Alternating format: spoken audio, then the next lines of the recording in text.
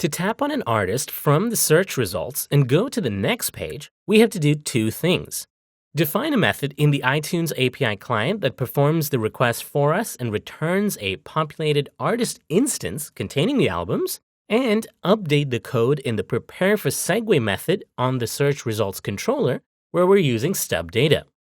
So first up, iTunes API client, and in here, let's add a second method, and we'll call this one func lookup artist with ID of type int. So here we also need a completion handler, and this is also going to be an escaping closure.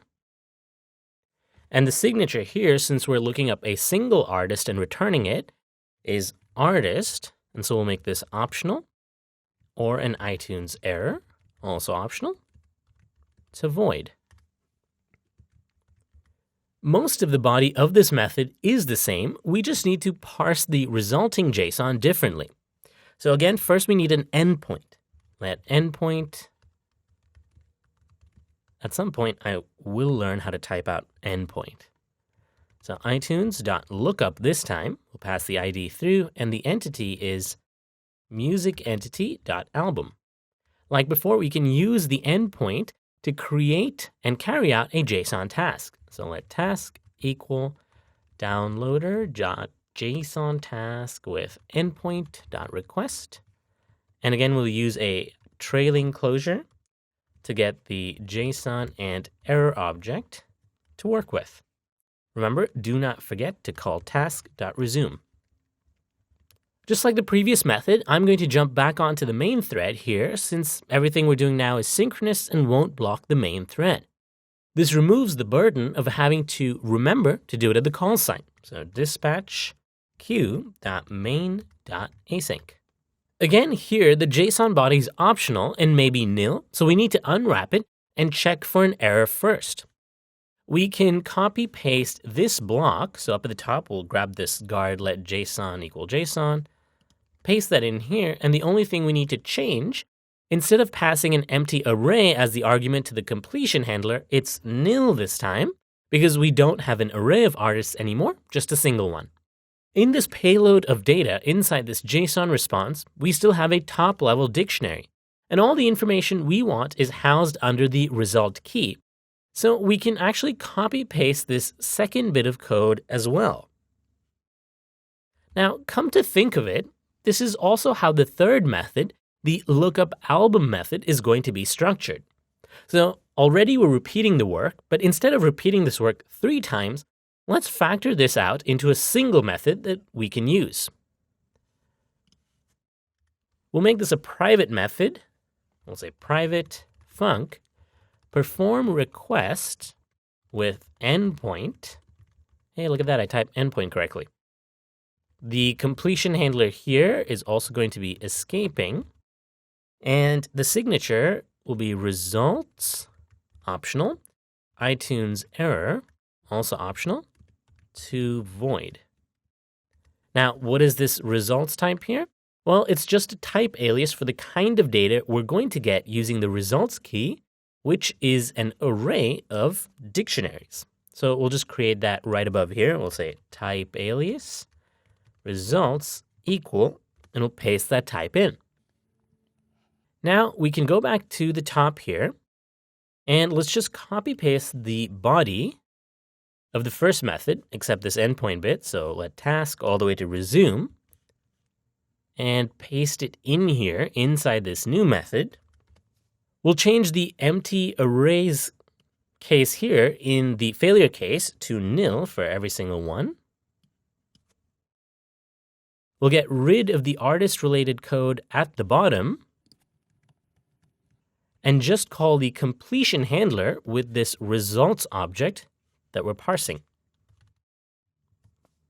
Now, we can refactor out our first method to use this function instead of doing all of that work again. That way, we don't have to call create 3 JSON tasks, call resume 3 times, call dispatch queue.main.async 3 times, and then get to the result objects 3 times. So instead, we'll get rid of all of this except the endpoint. And inside search for artists, we can say perform request with endpoint. And the completion handler here is results, comma, error in. And now we need to make sure that we have a results object because this could be optional. So we'll say guard let results equal results, else. Here we'll call completion. And this time, since we're in the search for artists, which returns or calls a closure that accepts an array of artists, we'll pass in an empty array and nil and return. And then at the bottom, we can say let artists equal results.flatMap artist using the JSON initializer, and we'll pass in the argument. And then again, we'll call the completion handler and pass through the artists or nil. Okay, so we've refactored it out and we've moved much of the logic that we had in search for artists into this new method, so we can now use it everywhere. So again, back in the second method, I can copy paste this in, right? So we don't need any of this. Get rid of it and get rid of this artist stuff at the bottom. So this time, we've made a mistake. So instead of empty array and nil here, this is empty array and error. And then down here, this is nil and an error. And now, so this bit is the same. So perform request with endpoint and check the results object. That bit is the same in every case. And now we can move on to actually parsing that result and returning an artist. In this case, the first object in the results array is a dictionary containing information about the artist. So let's get that out and create an artist instance with it. First, we'll make sure the results array isn't empty, and we'll do that by calling the first property to get the dictionary or return an error. So inside here, we'll say guard let artist info equal results.first, else completion. So obviously we have an error case, so no artist. And then the error is .json parsing failure. And the message we want to pass through is results does not contain artist info. And then we'll return. Once we have this artist info dictionary, we can use it to create an artist instance. Again, we need to use a guard statement here since the initializer is failable. So we'll say guard let artist equal. We'll use that JSON initializer, pass in the artist info dictionary. And if this doesn't work, then again, we'll call the completion handler. We'll pass nil through for the artist. And then we'll say .json parsing failure. And the message here is could not parse artist information. This isn't all that different from the data we had when we used the search endpoint. The difference in this method is that the results array contains all the albums pertaining to the artist at index 1 all the way to the end. So now let's grab those dictionaries and create individual album instances out of each of them. So let album results equal results. That is our array of dictionaries. And we'll use subscript notation along with a range to create an array slice, which is a portion of the array. So remember, in the results array for this endpoint, the first dictionary in there contains information about the artist, but everything from index 1 to the end is information about the albums. So we'll start at index 1, and we'll go all the way to the end by using results.count. And notice this is a half open range, so we're not going to include this value, which would mean index out of bounds. So now we have all the album dictionaries, and we can create albums out of that pretty easily by just parsing it with the flatMap function. So album, we'll use the JSON initializer and $0. Again, here we're using flatMap to end up with a non-optional array of albums. We can now assign these albums back to the stored property on the artist object and call the success case of the completion handler. So artist.albums equal albums. And then completion artist, comma nil. So let's test this out. Let's head over to the prepare. Actually, what was that error? Let me go back. Oh, I forgot to return, which is always important. Okay, so in the search results controller, I want to go to this prepare for segue method. After we figure out what artist the user tapped on, which is right here, let's get rid of this stub data and look up the artist using the API client. So I'll get rid of this, and I'll say client.lookupArtist with ID, and this is artist.id. And the completion handler here returns either an artist or an error. And inside this closure, we'll assign this artist instance containing the albums to the stored property on the destination controller and reload the table view. So let's move this code up, and here's a little magic trick. You can hold down Command Option and then use the opening square bracket to kind of move it through like that all the way to the top. And then we're going to move this into the closure like that. And now we'll just use the album list controller's table view and call reload data on it. Now, if we test this out, type an artist name and select it, you're actually going to crash. And this is a bit of intentional work on my part to remind you never to trust force unwrapping. If you go to the album list controller and look at the artist property, this uses an explicitly unwrapped property. Because while we needed it to be variable, we didn't want to unwrap it all over the place when we created it.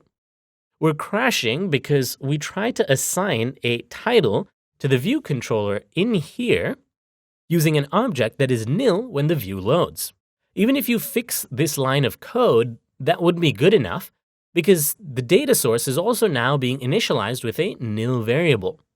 Just because all of this worked in our stubbed code doesn't mean it'll work the same when we use asynchronous networking code. So let's make a few changes. First, we're going to change this artist property to a standard optional. Next, we're going to get rid of this lazily created data source and make that a regular variable stored property. So no closure anymore. Instead, we'll initialize it with an instance of album list data source, and we'll pass in an empty array for the albums. This means that once we get the data, we'll need to update the data source.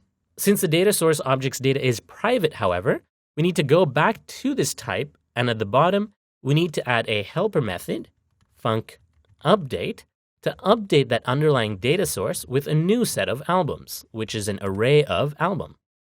We'll say self.albums equal album. Now, when we set the artist property in prepare for segue, we'll want to set the title. So let's go back there. So the album list controller. So when we set this property, we'll want to set the title, update the data source, and reload the table view. And we can do all of that by using a didSet property observer on the property itself. So inside, we'll say didSet. And we can say self.title equal artist.title. We'll need a question mark. We can also say data source.update with artist.albums. And then finally, table view.reload data. And we'll get rid of all this, or rather just this line of code. All right, so what's going on here? Oh, this is artist, I believe, .name. Now, let's give it a run. Aha, what's going on here? Where is this error? Okay, no errors. We need to change albums on the album list data source to now be variable since we're updating it at some point with new data. All right, so just like before, we'll launch the search. We'll type out the artist name. We get a bunch of results. We can click it. And now you'll see all their albums. Pretty awesome. We've got the search results page and the albums page sorted, but we still have to configure the final view controller to display the album and its songs. We've done this twice now, so you should have a good understanding of how to tackle it. For the last view controller, I want you to handle it. In the next video, I'm going to walk through the implementation myself, but please try and not go to that video until you've tried to figure it out yourself. So that means writing the networking code, updating the view controller with the real data and then changing any of the data source stuff that you need to get it to work.